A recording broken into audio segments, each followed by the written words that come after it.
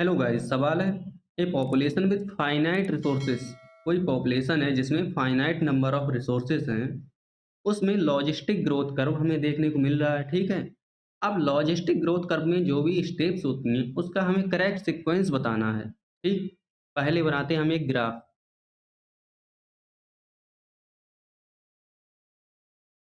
इस तरह से मान लीजिए कोई ग्रोथ कर्व है, थोड़ा तिरछा हो गया, कोई दिक्कत नहीं। अब लॉजिस्टिक या रियलिस्टिक ग्रोथ कर्व कैसा होता है? इस तरह से होता है। यहाँ पर होती है ग्रोथ स्टार्ट, इसको बोलते हैं लैग फेज। लैग फेज सबसे पहले होता है। उसके बाद अगला आता है लॉग फेज, या इसी को बोलते हैं एक्सपोनेंशियल फेज। इसी को एक्सिलरेटिंग फेज भी बोलते हैं क्योंकि यहाँ पर मैक्सिमम ग्रोथ होती है।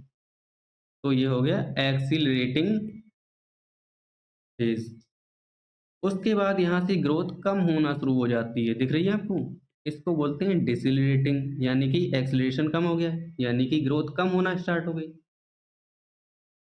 उसके बाद में आता है स्टेशनरी फेज, या जिसको हम बोल देते हैं एसिम्प्टोट। यहाँ पर ग्रोथ कांस्टेंट हो जाती है। क्या बोलते हैं इसे?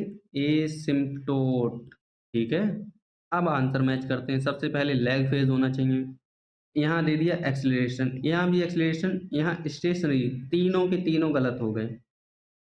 अब तीसरा आंसर देखिए, लैग फेज, फिर एक्सीलरेशन, फिर डिसिलरेशन, फिर एसिम्प्टोट। हमारा करेक्ट ऑप्शन बन गया थर्ड वाला। Thank you.